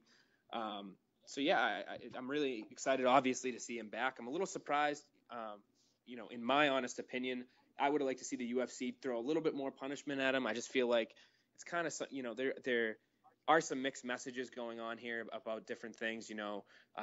Anthony Johnson posts something on Facebook and he gets in trouble, and John Jones hits somebody with his car and he gets in trouble too. Like, obviously he got his belt stripped. He's been out of action for a while, but I just feel like sometimes there's a lot of focus on things that are stupid, and then when somebody's really good at something, like John Jones being probably the greatest pound for pound fighter ever, his punishment's almost reduced because they want the money from him fighting. I just would have liked to see the UFC do a little bit more. Yeah, I agree with you, man. It's a double standard, and what are your priorities? This guy, obviously, John Jones is a great mixed martial artist. I'm not taking anything away from him, but is outside the octagon. I mean, he could possibly have killed somebody. He was driving, possibly intoxicated. That's the rumor. A lot of people suspect that he runs from police. It's just it's a bad situation. UFC to kind of just reinstate him like that. Obviously, he was stripped, and there's some other stuff, but it's kind of obnoxious. I agree. And of course, obviously, I don't know if you we talked about this earlier, but they actually posted a picture of Jones and Cormier, like kind of like on their Facebook page, I believe. They didn't add any other information. It's kind of like very weird for UFC to do that. So that's definitely the fight they're coming to make. I imagine that will happen either at UFC 196, possibly like 197, 198. Cormier said he wanted to take some time off, so we'll see how it goes. And I'm sure that'll be a pretty high-rated match for sure. Even though the first one, obviously Jones won, but it was Cormier went around in that, and that's more than a lot of guys have ever done to John Jones. Right, man, and it'll be interesting to see when they bring him back. I know obviously they have that show going on, our supposed show that's going to be happening in April in New York. I know DC said he's not going to fight on that show. I would be surprised if the UFC didn't put Jones on that show one way or another. And with that being said, I think that there's no way that Bader's going to jump over Jones at this point after that Facebook post. I say that the UFC is able to pressure DC into taking that fight in New York. Would you agree with me? I don't think it will happen in New York, so I'm not sure. I'm going to throw that out of the window. Right. If it does happen in New York, I think they'll go with Jones Cormier, and if Weidman, if he has no injuries, even if he does have injuries, he'll have a couple months to heal. I think they'll put put Weidman if he wins, and Jones and Cormier on that card. Obviously, Jacare or Yoel Romero. Those are the two probably leading candidates if he gets past Rockhold. So yeah, I think they'll go with the two New Yorkers on that card. But I kind of I don't know. Well, that's another topic for another day. I'm kind of still hesitant to think they're going to go to New York. Yeah, man, that's a good point. There's obviously that big if, but us Northeasterners like to dream a little bit. But another topic that we're going to move along to right now is that last night on UFC Tonight, Ariel Helwani didn't break too much news, but he announced that the return of Tim Kennedy. He said he wants the winner of Dan Henderson versus Vitor Belfort. I think that's a pretty good matchup for him. He's been out of action for a while. I'd like to see him back. He poses some interesting threats in that division. Yeah, he's a tough guy. You think about that Yoel Romero fight. It was very controversial. Obviously, Yoel Romero was the winner when it's all said and done. But you could make a case that Kennedy had won, at least one of those rounds, maybe a 10-8. He'd really hurt Romero. So he's on a slouch. I kind of think taking the time off because he after he beat Bisping and when that fight with Romero, in my opinion, he was kind of peaking. He was kind of like looking like he might be a legit contender. I don't know if taking, when he comes back probably a year and a half off, I don't necessarily know if that's great for his career. He is kind of getting older, a little bit older up there. I think Henderson Belfort winner versus Kennedy is a great fight, though. I'd say make that on a fight night, maybe in March, February of the next year. Yeah, man, I agree. I'd be down to see that one. Also announced on UFC Tonight, or more proposed, I guess I was reading earlier in the week that they did an interview with Brian Caraway, MMA Junkie, did an interview. And he said he wanted to fight John Lineker. That's the guy he was calling out. And then Ariel announced on the show that he had talked to John Lineker, and Lineker said he'd be down for that fight. They're looking at maybe January to do this if the UFC is down to do it. They said both fighters are in. I kind of like this matchup, and I kind of don't. I think as far as rankings go, and I don't know what Caraway's deal is. I'm never a guy to bash fighters, but it does seem like kind of an odd move to say that you can't fight in December and then want to fight on the UFC 195 card or the UFC Boston card 3 weeks later against a guy that is significantly further down in the rankings than the two guys that the UFC's proposed for you to get. With that being said, I don't know everything that's going on in Brian Caraway's life to really judge that. But I think it could be an interesting matchup. Yeah, Caraway's a guy that, a lot of people count him out. He's obviously, if you watch the Ultimate Fighter season 14 that he was on, he seemed to have some trouble, kind of like believing in himself. He's a great mixed martial artist. Obviously, he's shown up with great performances in the octagon. But yeah, it's kind of a weird matchup. I think Lineker's got that crazy power for 135. He had it at 125. Definitely has it at 135. And he's a guy that, if you can take him down and kind of null that striking power he has, you could possibly win. Caraway's a great submission guy. So it's gonna be interesting to see. I kind of favor Lineker in that matchup just because he has that great power. But yeah, I'd be down to watch that fight. Absolutely. Yeah, man, and that's the thing, like, about this fight. Caraway's not taking the fights with the guys that are in the upper echelon of the division, so he decides to, supposedly decides to pick a guy that's further below him. I think John Lineker is a very high risk fight for a guy. I think with time he would be, he's going to move up those rankings regardless, Lineker. So definitely on Caraway's part, this is not a safe fight by any means. Yeah, not to interrupt you, but yeah, it's a very it's not a win necessarily a win-win for Caraway because if he beats him, he was ranked lower than him. But he's a tough guy. It's not like he's picking some guys to slouch. So I agree with you, man. It's kind of a bizarre bizarre person to pick. Yeah, man, I agree. And I'm just rounding out the announcements that Ariel made, or excuse me, that UFC Tonight made. I guess Ariel did not make this announcement, but Dustin Poirier versus Joseph Duffy has been rescheduled for UFC 195. I think this was pretty inevitable that this was going to happen. I'm glad to see that Joseph Duffy was not, that wasn't too severe of a concussion. Obviously, all concussions are severe, but I think this is a fun fight. It's good. It's good placement on a card, and it makes for even more of a fun event. Yeah, absolutely. That's a good card. A good match. Sorry for a card. UFC 195, probably on the main card, somewhere in the maybe fifth to fourth, even possibly third spot, depending on how the card ends up winding out. Yeah, that's I'm glad with you. The most important thing to me is I was just glad Joseph Duffy wasn't out for months. We've seen concussions sideline guys like T.J. Grant, Chris Holdsworth, and other guys that have been out for years. So it's good that it wasn't anything super serious, at least as far as lengthwise. So hopefully that fight will actually happen this time, and I'm looking forward to that one. Yeah, man, I think all UFC fans are looking forward to that. And and another interesting kind of tidbit of news, kind of a surprising thing to me personally, was that the UFC is supposedly in talks with the MGM Grand about naming their new Las Vegas arena after the UFC gaining naming rights to that arena, calling it the UFC Center, the UFC Arena. Kind of an interesting move. I can't recall a sports organization ever taking over, naming a whole arena after them. I kind of like it. On the other hand, I kind of don't. I'm kind of on the fence about this one. I don't know if you're in the same boat as me or not. Yeah, I'm kind of on the fence. I sure a lot of people was talking already about, well, if they're going to pay this much to name it, why don't they just give the fighters, some of that? They can make a lot more impact. And I kind of agree with that to an extent, but obviously UFC is not a charity as far as, obviously, so I agree. Naming that would be pretty huge. Can you imagine a Mayweather fight happening in the UFC arena or something like that? That'd be very bizarre from, just to hear it. But I mean, it's cool. It'd be a cool idea, but I think it, depends on the price. If I'm UFC, I wouldn't, I know they got a ton of money to spend, but I don't necessarily know if that sends the best message to your guys making, $10,000 on the prelims if you spend, millions of dollars a year just to get a arena named, the arena rights to it.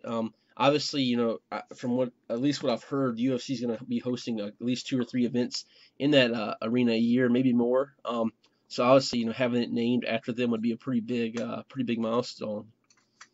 Yeah, man, especially where it's been in the news a lot. It's concerning a possible NHL team moving there. It would be kind of interesting to hear another sports team playing there with the UFC name tacked on their arena. So yeah, that's definitely something that will be, I guess, decided before it opens. And I think it opens in either February or March. So we'll be hearing about that soon enough. Kind of in the bizarre news of the day, Bellator made some headlines today with Kurt Angle, the former WWE wrestler, current TNA wrestler, I believe, putting out a tweet saying that he's going to be at Bellator's Fan Fest and that there's some big news coming. Jeremy Botter then tweeted that he's not going to fight. They're going to do something else. I know Scott Coker had been questioned at the Dynamite event about a possible wrestling MMA co-promotion going on, which I think is probably the most likely scenario. But I don't think you can count anything out right now. Am I wrong? Yeah, I'm with you, man. I think the co-promotion with the wrestling will be interesting. I honestly thought that maybe setting up Kurt Angle versus Ken Shamrock in Japan, and the reason I say that is because obviously, they announced Fedor on the last Bellator event. I think they're calling it Ryzen. It's going to be the name of the promotion.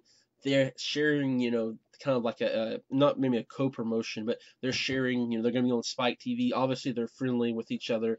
So maybe they announced that. But yeah, I wouldn't.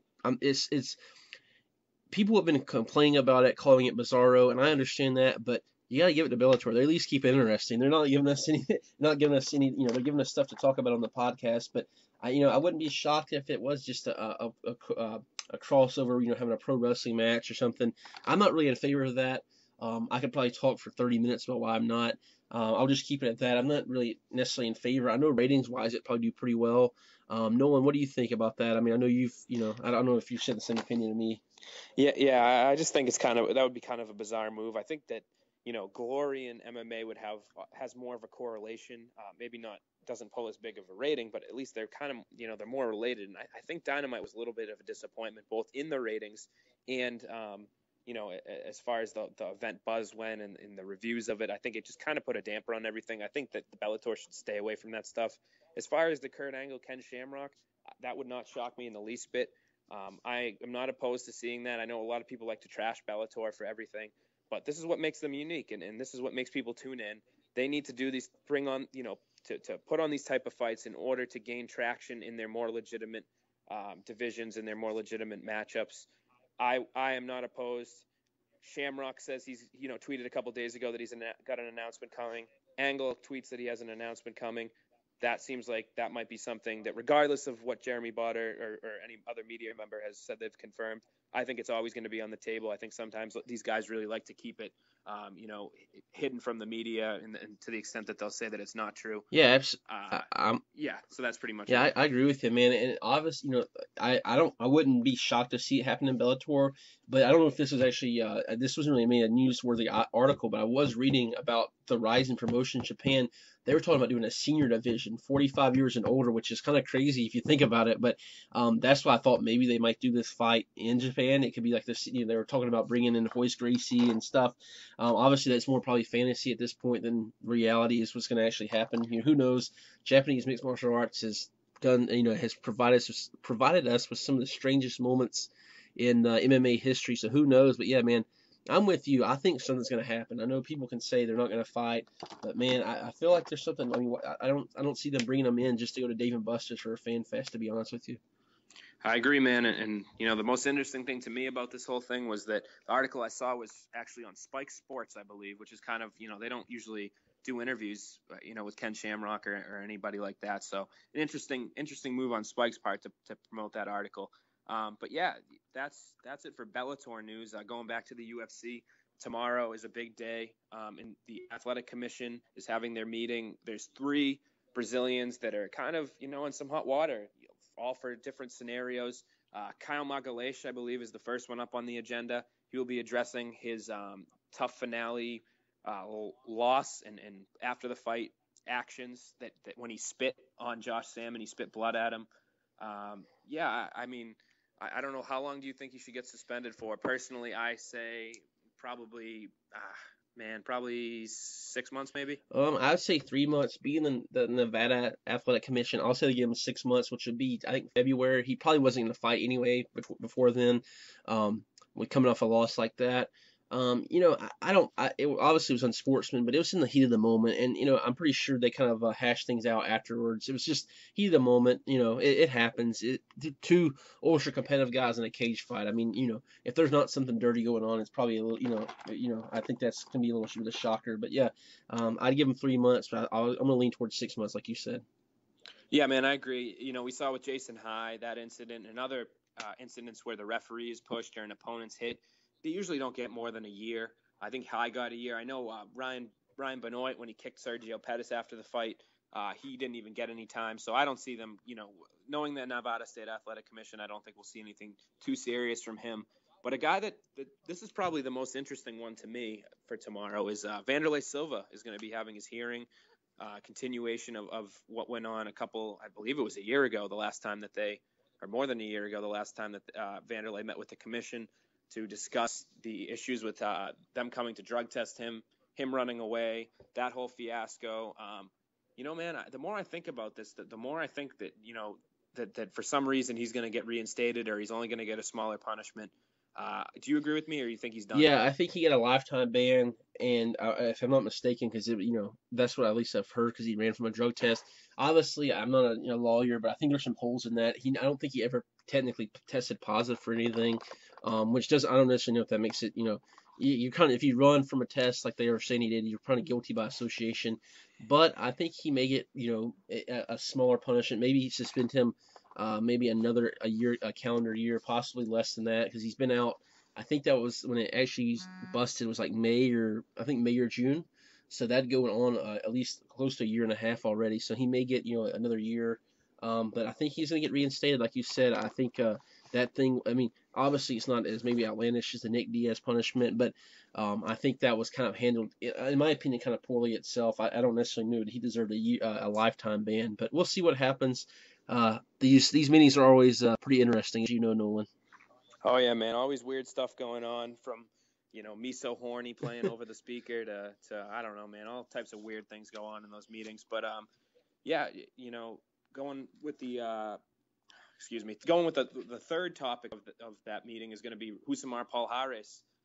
They're going to be talking to him about the actions at the end of the fight against Jake Shields, him continuing to once again crank on the submission, not let go. And then the little exchange that happened afterwards with Shields was more on Shields' end.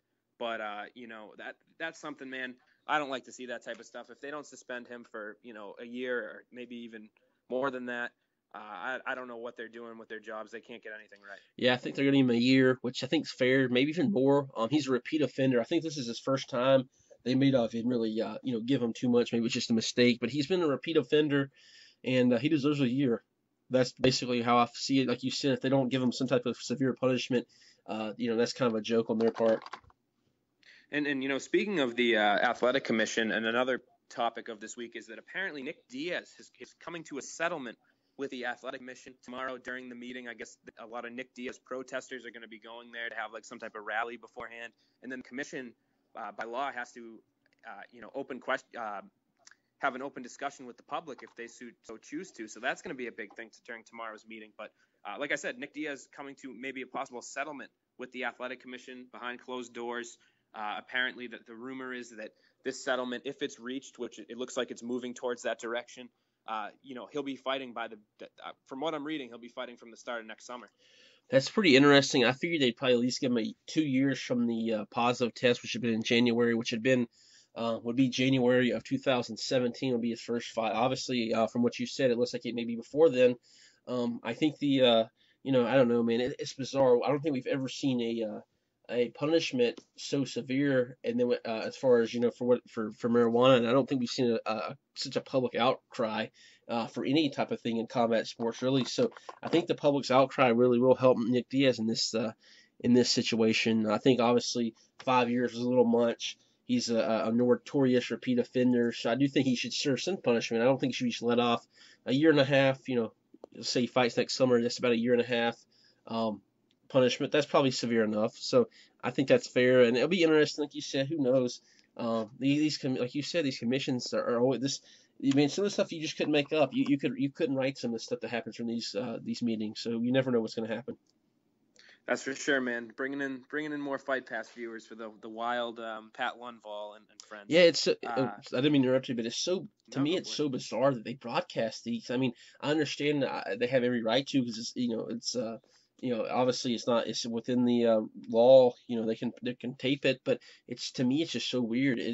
Honestly, it's like something that shouldn't be taped, in my opinion. And the things that happen, they have the open line, like you said, someone played me so horny or whatever, and then you hear babies crying in the background. One time it was they actually show, in the UFC Fight Pass, they actually show the boxers who aren't even affiliated with UFC in any way. They show their section of the meeting, and they had a baby crying on one of the lines. Someone was a boxer's on the telephone line. The baby was crying, but the boxers didn't speak any English, so they're telling them. The commissioners are saying, "Can you please silence the baby or put your phone on mute?"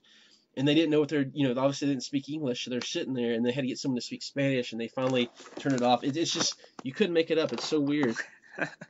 Yeah, man, it always provides for some entertainment. Speaking of entertainment, a very entertaining Russian lightweight has announced on Twitter that he'll be fighting on that Boston show, but they have not announced his opponent yet. Obviously, there's a little bit of a language barrier Marbek Tusimov has been calling out everybody on Twitter, trying to get fights with everybody that's ranked, some people that aren't ranked. One of his back and forths, that he's been having consistently for the last month or so was Al Iaquinta. Al's obviously on the shelf. Tusimov tweeted at him that he's got an opponent for Boston that is higher in the rankings than Iaquinta. And I don't know if that means that necessarily that, that's just an opinion from Tusimov, or if that's like legitimate.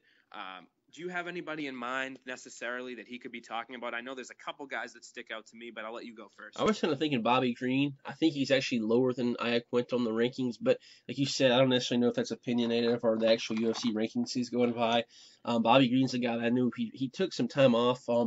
I think he was injured, but I also think he just took some personal time off. He had a kind of a rough year last year, personally. But he posted recently on social media that he's back to training, and that would kind of make sense. Maybe he's jumping into a training camp, getting his, getting in shape, getting ready for that fight in Boston. Who knows though? You never know. Yeah, man, I think there's a lot of interesting names, but another guy that kind of just, was in the back of my mind would maybe be Adriano Martins. I think that would be a good fight. He's right outside those rankings. Maybe Ross Pearson, but judging by Pearson's tweets, I would say maybe, probably not. And I actually believe that, scratch that. I believe Tuisimov actually called out Pearson as well and said that he didn't get that fight. So, that'll be interesting to see, how the rest of that Boston card fills up. Early February, there's another event that's been announced. UFC London tickets are going to be going on sale the first week of December, I believe. They made that announcement yesterday. But yeah, looking over this, the possible names that they could, make headline this show, that there's obviously the possibility of there being fighters added that, there's a lot can happen between then and now. So there's a lot of guys that currently have fights that could take another short notice fight to be in that main event. Is there anybody that sticks out to you? Any matchup that you would like to see headline the London card? Yeah, I think this would be a good a headline. I actually was thinking about this earlier. There's a lot of guys who just fought on the Dublin card that have roots in Great Britain. They're from Great Britain, so it kind of fit in on that card. They'd be ready to go by February probably. I would go if he's healthy. I know he just had to pull out a 193 with the injury. Michael Bisping versus Derek Brunson. I don't know where Derek Brunson's at. Derek Brunson is so underrated, but hasn't fought in forever, man. He's so good. I don't know if he's been injured. I know Nolan, I think you follow a couple more fighters than I do on Twitter. I don't know if he's been injured or what, but he's a guy that needs to fight. I think he's ranked 12th or 13th. I think that sounds about right. Him versus Bisping. Bisping's kind of in that middle, that gatekeeper role. I'd like to see that headline. I think Brunson can pull the upset, but also I think Bisping's game enough where he could probably, he'd probably pull up the win as well. Yeah, man, and maybe I'm living in a fantasy land because I think that the matchup I was looking at also involves Michael Bisping, but I was thinking about maybe having him go against Anderson Silva. I know that's a fight that people had talked about. It's a fight that definitely would sell out an arena over there. Would be a big deal. First time Anderson's fought outside, the U.S. or Brazil in a while. I think that would be a good return fight for Silva, especially where this was a matchup that when Anderson was reigning, Bisping was always on the outskirts. He was one fight away, and then he'd lose, and then he'd win 4 more, and he'd lose 1 fight. So this is a fight, a lot of people have played over in their heads, and they definitely have that name recognition. Bisping's obviously a huge sell. So that's kind of what my main event was. I think that they'll obviously throw on, some other local names. Brad Pickett, I think, will be on there. Jimmy Manua. Okay. Question. Don't mean put in this spot. Yeah. Who would you put against Manua and who would you put against Pickett? I'll tell you who I'd pick after I hear yours. Okay. Sure. Yeah. I mean, the one that I was thinking about against Jimmy Manua would be Oven St. Preux. I know he's he's back and ready to go. I think that would be a good fight for the co-main event for the London fans. I think you have a different name in mind. I think we had talked about this. Yeah, I mean, I honestly, I think Manua is a tough guy. I actually kind of I had another name in mind, but OSP actually kind of sounds good to me. Honestly, I think I might like that bout better than what I had in mind. I think you hit the nail right on the head. OSP versus Manua. Book it. Nolan, I want you to call Joe Silva. Book that right now. All right, man. I have him on speed dial. Hit him up right now. And then against Brad Pickett, Pickett's kind of in an interesting situation where he's a veteran, he's tough, he's one of Dana White's favorites. He's obviously, we saw in that last performance against Thomas Almeida that he is not ready to leave MMA yet, to walk away. I think 135 is where he belongs. So I looked at the roster. I tried to find another veteran who's kind of in a similar situation, a tough guy you can put against everybody. And the name I came up with was George Roop. I think this is a really good matchup. Both guys are coming off back-to-back losses. WEC vets. I like it. Put it 3 or 4 fights from the top on the England, UK card. Yeah, that's actually a really good bout. I was kind of thinking Manny Gambarian. Manny Gambarian is coming off a win, but he's kind of in the same situation. Obviously, all three of those guys kind of fit the same mold. Guys that have been in WEC, kind of bounced around from contender status to kind of guys fading out to guys that have put together some wins, vice versa. I think Roop would be a good fight, but I was leaning towards Manny Gambarian. I think that'd be a great fight as well. Yeah, man, that's a good one.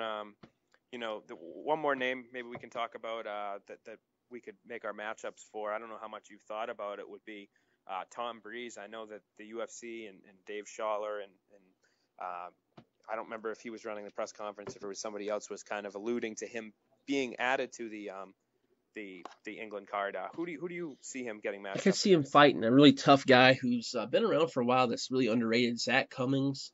Cummings is a tough guy. He lost that fight to Gunnar Nelson, but he's a guy that I think if you really grade out on his talent, it's probably like a top 20 welterweight, maybe near the bottom of that spectrum. But he's a guy that I think would be a good test for Tom Breeze. Tom Breeze, man, I know we talked about it when we talked about the fights. He's just amazing. He looks so good. He's a guy that's definitely got a bright future, and I think that'd be a good test for him at this point in his career. Yeah, I agree. I look at it, and there's very few guys that I see that come in and right off the bat they're elite. They look like they're elite. You can tell from their performance that you're elite, that they are elite. Tom Breeze is one of them. I would like to see him get one more step maybe before Zach Cummings, because I think Cummings is very underrated. That would be a great matchup. I think Breeze might be ready for that. But, just to make sure, I'd like to see him take on Sean Strickland. I think Strickland's been pretty impressive so far in the UFC. So that would be my matchup. I think yours is very exciting as well. Depends on how fast they want to move Breeze. Yeah, Strickland would be another top guy that's a top prospect. He's a guy I've been watching since he was fighting King of the Cage. That wasn't too long ago, but he's a guy that I think they're kind of in the same boat. Breeze obviously has been more impressive in my opinion, but Strickland's a guy that, man, that would be a good one. You could have that kind of like the battle of the prospects, kind of like they did Till versus Dalby, this past weekend. That'd be kind of a match I'd see like that. Two prospects gunning for a step up. That'd be awesome, man. And one more thing before we move along here. Have you been watching The Ultimate Fighter at all? I haven't. I watched the first couple episodes. I've been skimming through the last couple. Yeah, man, and I've been as well. I've kind of been off and on with it. I honestly think it's a pretty good season as far as talent goes. I know people complain about it. The tough may have ran his course. I agree with them to a certain extent. It does get repetitive, but I think for the diehard fight fans, it's an interesting way to get to know these guys. You get to see interviews with them and try to make predictions of how far they'll go in their UFC career. Obviously Conor McGregor being on the show is makes things interesting. Faber's a very good is a very good person to have counteract Conor. I think the fact that Faber's team is all well known, other well known bantamweights and flyweights and featherweights from the UFC is definitely a plus as well. We saw, I don't know if you got the chance to see it, but Cody Garbrandt got into it with McGregor after McGregor and Andre Fili started talking some smack. So yeah, I think it's an interesting dynamic. I'm probably going to continue to watch it. I'll have to catch up and continue to go from here. Yeah, I think there's some interesting guys out there for sure on both teams. It'd be kind of interesting to see how they pan out in the UFC. Is there anybody that sticks out to you out of the lineup of fighters? Obviously, Ryan Hall's great. He's a guy that I like. Obviously, we may see it as the season goes on. He kind of strikes me as being kind of one-dimensional, maybe to an extent. But if you're one-dimensional in that dimension, I guess is the way to phrase it. If that skill that you possess is that good, then there's nothing wrong with it. If you can keep winning fights with that one skill, then go for it. But he's a guy that I think is going to be really interesting and see how he progresses down with maybe the striking part of the MMA. Yeah, that's the big one that sticks out to me as well. Hall actually said on the episode that he fought, the last one where he got the leg lock submission, he said at the end of it, one of the last things that they played was an interview, him sitting down talking to the camera. He said was that everybody thinks that my big thing is the leg locks, and that's not even half of it. That that's not even my go-to.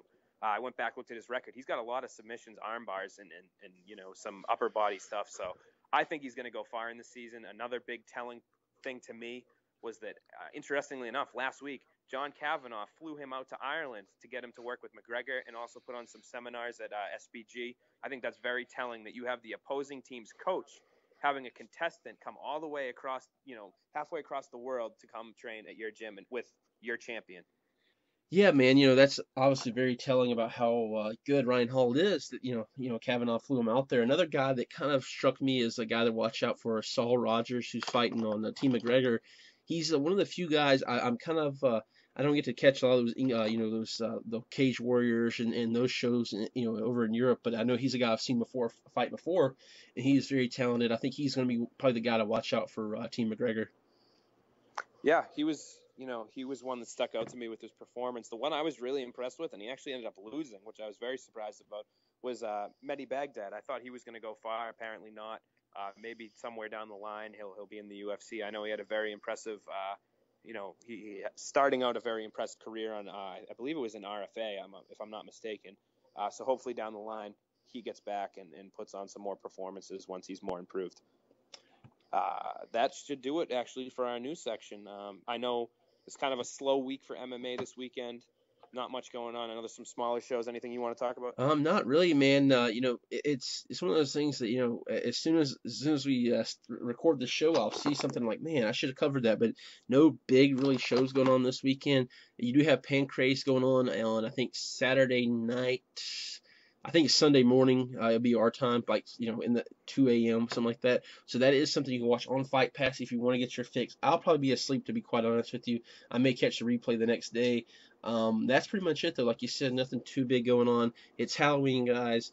No MMA on Halloween. Go with your family. Go have fun. Do whatever you got to do. But that's pretty much it for this week, I'd say, Nolan. That news segment. There's a couple of news bits coming on, but nothing too big. I guess that's it for this week. We had a great guest. I'd like to thank Steve Montgomery for coming back on. He was a great guest. I think Nolan, that he's probably one of the best guests we've had. Oh yeah, for sure. He was definitely a guy that I think he really opened himself up to MMA fans that may not know him, and get people more interested in his upcoming bout against Daniel Kelly. Yeah, that's gonna be a great one to watch on UFC 193. Before we head out, I guess like I said, tell everyone have a great Halloween weekend. I'm Johnny Brown alongside Nolan King. Thank you guys for listening to the Kneebar Podcast. You can follow us on Twitter at Kneebar Podcast, our Facebook page Kneebar MMA, and also our YouTube channel is Kneebar Podcast. I think you just put that in the search button. I don't necessarily know if there's a direct link to that. That's where the show will be uploaded. That's pretty much it, guys. Hope you guys have a great weekend, and we'll see you next week. Goodbye. See ya.